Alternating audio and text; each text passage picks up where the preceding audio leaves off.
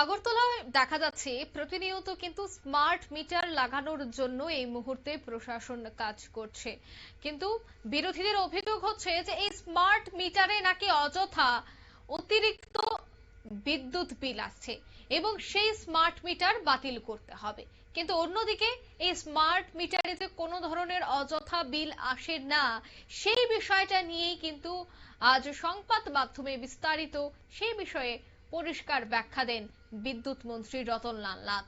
এবং তিনি জানাচ্ছেন যে সমস্ত সরকারি অফিস আদালতেও এই মিটার বক্স বসানো হবে, স্মার্ট মিটার লাগানো হবে। ঠিক তেমনি আজ বিদ্যুৎ মন্ত্রী রতনলাল নাথের বাড়ি, তার পাশাপাশি মুখ্যমন্ত্রীর বাড়িতে এবং রাজ্যসভার সমস্ত দুঃখিত রাজ্যের সমস্ত মন্ত্রীদের বাড়িতেও কিন্তু লাগানো হবে স্মার্ট মিটার। সেই কথাই আজ জানালেন মন্ত্রী রতনলাল নাথ। স্মার্ট মিটার অত্যাধুনিক প্রযুক্তি নির্ভর এবং গ্রাহক বান্ধব এবং এই মিটার ব্যবহারের ফলে অতিরিক্ত বিল আসার যে কোনো আশঙ্কা নেই, বরং এই মিটার ব্যবহারের ফলে গ্রাহক অনেক বেশি সচেতন এবং অনেক বেশি সুবিধা ভোগ করতে পারবেন। সে কথাই আজ বললেন মন্ত্রী। কি বলছেন তিনি শোনাবো। এটা তাদের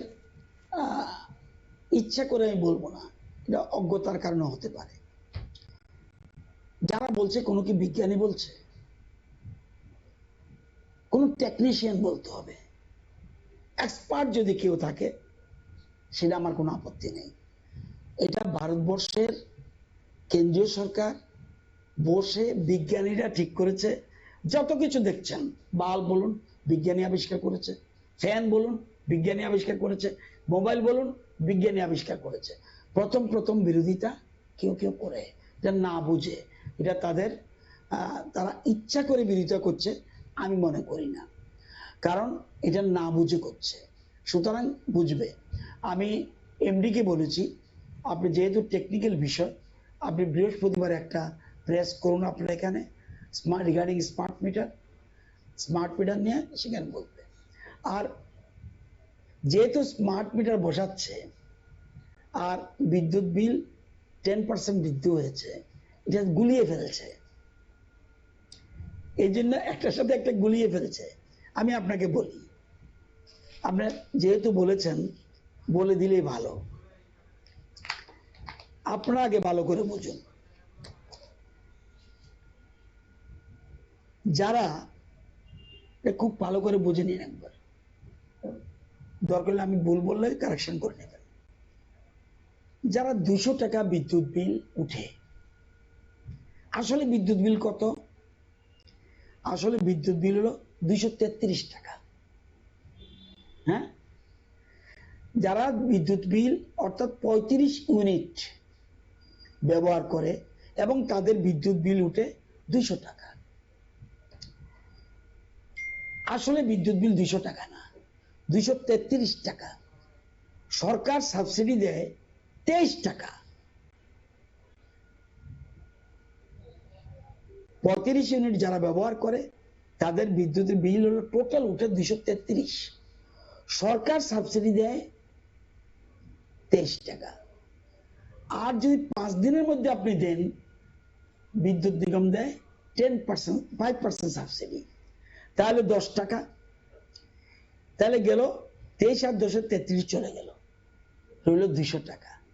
এই 200-র সাথে এবার যুক্ত হচ্ছে 27 টাকা। খুব ভালো করে বুঝে নিন, 27 টাকা যুক্ত হচ্ছে। পার্সেন্টেজ যাবো না, পার্সেন্টেজ যারা বলে এটা গ্রাহকরা কনফিউজ হয়েছে। আমি একবারে অ্যামাউন্টটাই বলে দিচ্ছি, 200 টাকা বিল, এর সাথে যুক্ত হবে 27 টাকা, 227 টাকা, তাহলে কত বাড়লো?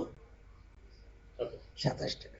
এবার আসুন, যারা 303 টাকা বিল দেয়, তাদের আসল বিদ্যুৎ বিল উঠে 354 টাকা, সরকার সাবসিডি দেয় 35 টাকা।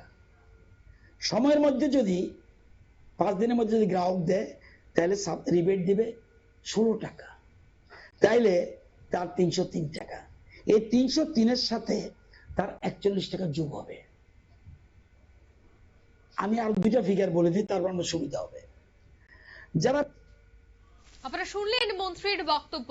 কিভাবে বিদ্যুৎ বিল আসে এবং যেহেতু বিদ্যুৎ বিল বা ইউনিট অনুযায়ী বিদ্যুতের বিল বাড়ানো হয়েছে, তাই কত টাকা সাবসিডি রয়েছে, কত টাকা আসতে পারে, সবটা বিষয় কিন্তু পরিসংখ্যান তুলে দেয় এবং অযথা বিভ্রান্তি না ছড়ানোর জন্যই তিনি আহ্বান রাখেন।